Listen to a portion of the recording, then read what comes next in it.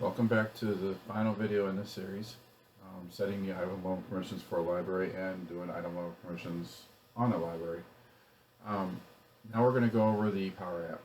Okay, as I mentioned earlier, this is a Power App I used in previous videos, but just a quick recap on what happens here. This gallery right here pulls from a SharePoint list that I set up that actually documents all the libraries I want to use in this app. Okay, and this is the list right here. Let's bring it up real quick so you can see what the data looks like. And believe it or not, I do use all these columns except for one, if it ever loads. Alright, so you got URL of the site, you got the site name, like the shortened site name, the library name of each library. I needed this in order to make this work because you can see there's a couple documents here, so you got to know which one was which. Number of items completed, which was used with when I was doing the first set of videos, not this one. And then you'll notice that when I bring my form up, I got some instructions that have to be checked off. This is how I document it. Step 1, 2, 3, and 4. I'm not using 5 right now, but this is the only column I'm not using in this list. Alright, so back to the Power App.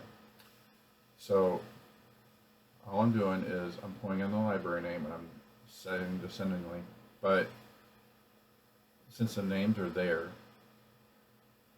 I also incorporated the site name, which is that second column in the SharePoint list, the library name, and then the number of items in parentheses. The total number, so you can kind of get an idea of what you can see here. We got a little tabular data down here saying this is how many's been completed, this is how many remaining, and this is how many are total, and then of course your progress bar right here. Alright. Now when you go into one of these, click on one of the buttons or labels, it's going to bring you into this form. And inside this form, if something's been checked off, it'll pull it up as checked off. If not, it'll be off. Now, since this one's green on the front page, this fourth one is already a thing, but it's disabled because I haven't ran the flow. No, I didn't do any changes to this until I got to this screen. All right. First thing I did. Let's turn this on so you can see everything. All right. So once you turn this slider on, these two other drop downs show up, and I just basically they're basic drop downs. It says, okay, you want to do library level or item level. You can do this any way you want. You can put toggles, you can put radio buttons, it doesn't matter. The whole point is to get it to where it says what you need to say, so that way it'll work. Okay.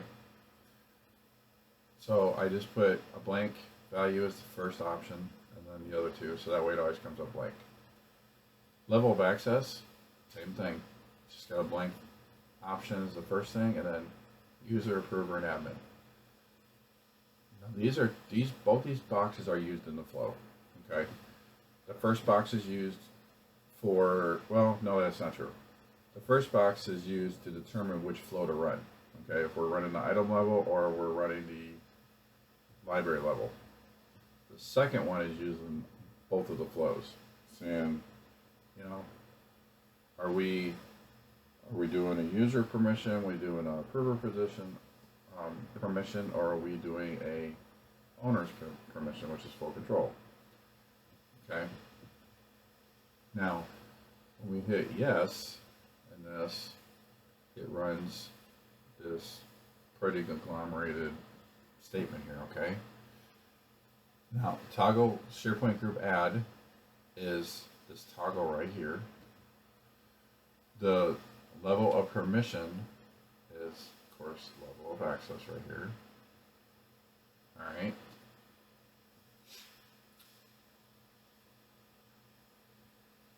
Correction. Level of permission is this one, if I remember right. Let me see. Yes. That's level of permission, okay?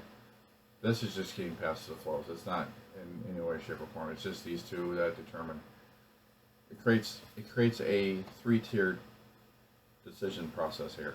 Okay, so basically it says if the toggle is toggled, which means true, and the level of permission equals library, we're running this flow. If it's true and it says item, we're running this flow. And if neither of those conditions exist, then we run this third flow, which is the original one from the other video series I did. Okay, so you can see you can use an app for several different purposes. You just gotta get creative with the formulas. That's all. So within these, as you can see, I added both the flows I've done in the series are here. Okay, they say grant in the beginning. Okay, if you hover over one, there's your item level, there's your library level. Okay, so within this, if you click right after the parentheses, it'll show you, here's my 5 variables, right? Text, text 1, text 2, text 3, text 4. But here's the neat thing. If you look up here on text, look what it put after it. SharePoint group name. It tells you exactly what it's looking for. Okay? So on this one, I put the name test group because that is a SharePoint group I'm going after. Okay? And you must put it in quotes because it is text. Okay? Second thing, text _1 is looking for my site URL. Now, if you look here, both of these, you got this one and this one are both variables. Okay, depending on what you select on the gallery, it's going to write this URL in there, and I'll write this one here. Not in here though, in the variable. I'm just using the variable to present the data. Okay. So, real quick, let me go back here to the first screen. Okay, you go click on the button, and then you go on select. You'll see, after it does the select parent, there's our site URL variable. It's grabbing the site URL from SharePoint, okay? And then for that item. And then it's going, there's your var library, which is the library name, and it's grabbing this item library name from that, and then this variable makes the form show up. Okay, so let's go back in here where we're just at.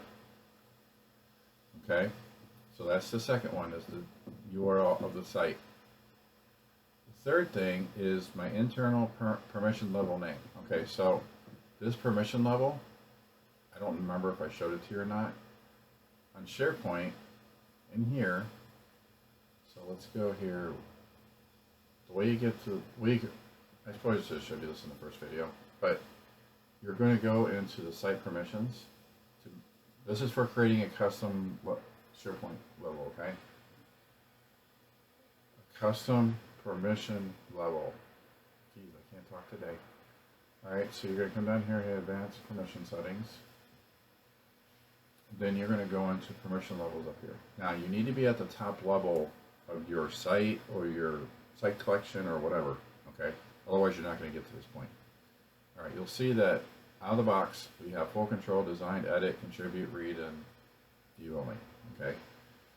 I left my description blank so it's easy to spot it. This is my sandbox environment anyway, so it doesn't matter. I'm the only one that's going to use it. Alright, so what I did to create this permission level is I went into contribute. I scroll to the bottom, hit copy permission level. And what it does, it literally copies it and then blanks out the name. Okay. As you can see, it's the same as contribute. Alright, so I didn't want them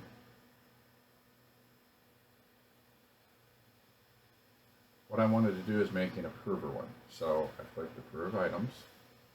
Okay. I put create groups is fine. I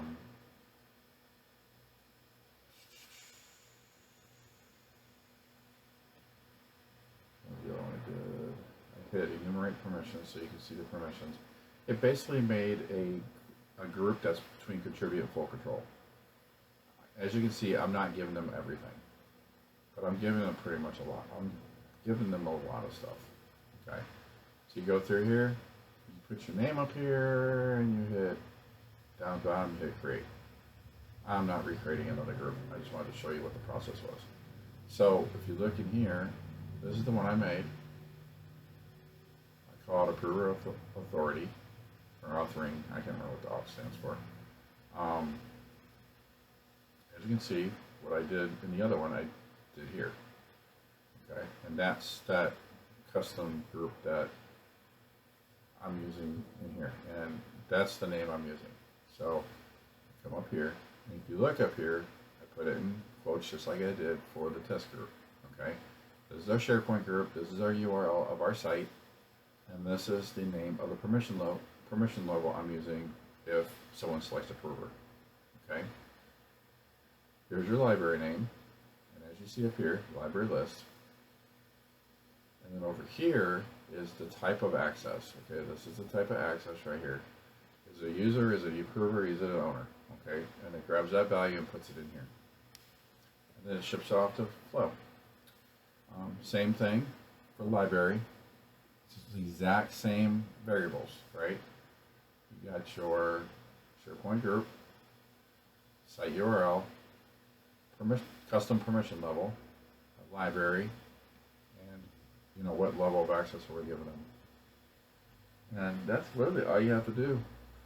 And when you run the flow, depending on what you select here, that's which flow runs.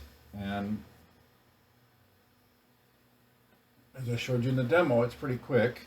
It's not slow. Even the item over one, it'll run about 30 items a minute. And so if you have, say, 5,000 items, it'll probably take 10, 15 minutes and it'll be done. Still faster than what you could do it. So, like I said, I was going to keep this video short. If you got any questions or comments, leave them in the comments below, and I will respond to you in timely fashion. I do have a day job, so it may be a few hours before I get to it, but I will answer it eventually. So just keep an eye out. And as always, if you have suggestions for videos, put them in the comments, or just send me a message on my page, on my channel, you know, in the comments there. And I do requests, and I do prioritize requests over what I think the video should be. So I'm not going to put you at the end of the list of a queue. Okay, so just send me suggestions. I love suggestions, and I love comments. Okay, I want to know how I'm doing. So I hope you learned something from these last 4 videos, and I hope you have found a way to employ them in your job.